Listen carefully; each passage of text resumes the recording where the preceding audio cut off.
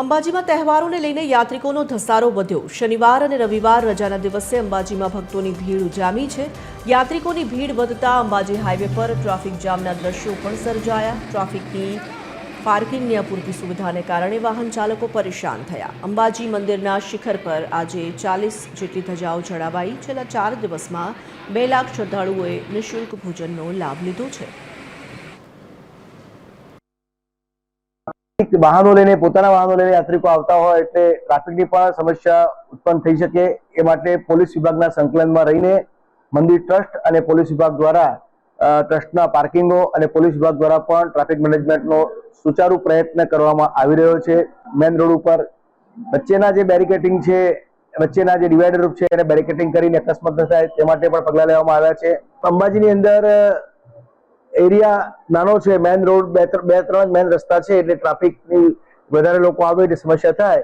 પણ એના માટે આપણે મંદિર ટ્રસ્ટ દ્વારા અને પોલીસ વિભાગ દ્વારા વધારાના પાર્કિંગોની વ્યવસ્થા પણ આપણે સુચારુ રીતે કરવામાં આવેલી છે। જે રીતે હાલમાં જે દિવાળીનો તહેવાર ચાલી રહ્યો છે તે દિવાળી તહેવારના જે નવા વર્ષના આજે ચોથો દિવસ છે અને ચોથા દિવસે મોટી સંખ્યામાં ભક્તોની ભીડ પણ જોવા મળી રહી છે। અને જે રીતના આપણે વાત કરીએ કે જે ટ્રાફિકની સમસ્યા છે અંબાજી ખાતે આપણે દ્રશ્ય બતાવીશું કે જે અંબાજીનો જે મુખ્ય માર્ગ છે, જે મુખ્ય હાઈવે કહેવામાં આવે છે, ત્યાં મુખ્ય હાઈવે ઉપર મોટી સંખ્યામાં ગાડીઓ જોવા મળી રહી છે। અને હાલમાં કલાકો સુધી જે ટ્રાફિકમાં ગાડીઓ દ્વારા ઊભું રહેવું પડે છે અને ક્યાંક ને ક્યાંક જે ભક્તો છે તે ભક્તોને ટ્રાફિકના કારણે સમસ્યા પણ જોવા મળી રહી છે। અને અંબાજી પોલીસ તેમજ બનાસકાંઠા પોલીસ દ્વારા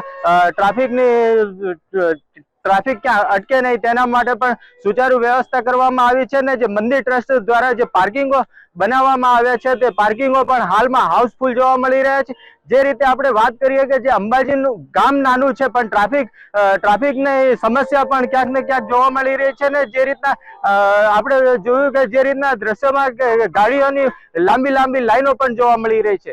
વિનય સિકરવાડ, TV13 અંબાજી બનાસકાંઠા। જે રીતે નવા વર્ષનો આજે ચોથો દિવસ છે ને ચોથા દિવસે અંબાજી ખાતે મોટી સંખ્યામાં ભક્તો પહોંચી રહ્યા છે। જે રીતના વાત કરીએ અંબાજી મંદિરની તો અંબાજી મંદિર ખાતે ભક્તોએ મોટી સંખ્યામાં દર્શનનો પણ લાભ લીધો હતો।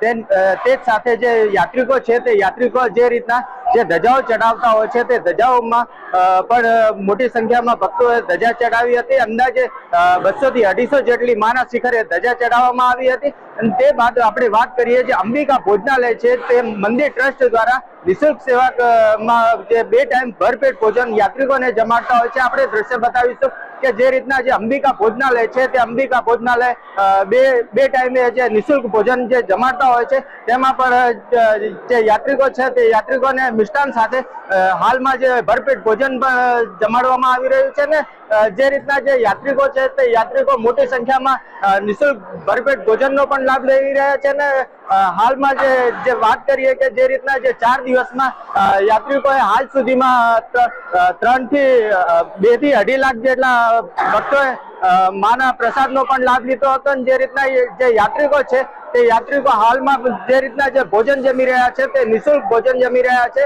અને જે રીતના જે મિષ્ટાન છે તે મિષ્ટાન સાથે યાત્રિકોને એકમથી લઈને પાંચમ સુધી જે મિષ્ટાન છે તે મિષ્ટાન પણ આપવામાં આવે છે। અને જે રીતના જે યાત્રિકો છે ને જે અધિક કલેક્ટરે જે રીતના જણાવ્યું હતું તે યાત્રિકો છે તે યાત્રિકો હાલમાં નિઃશુલ્કમાં ભોજન જમી રહ્યા છે। વિનય સિકરવાડ, TV13 અંબાજી।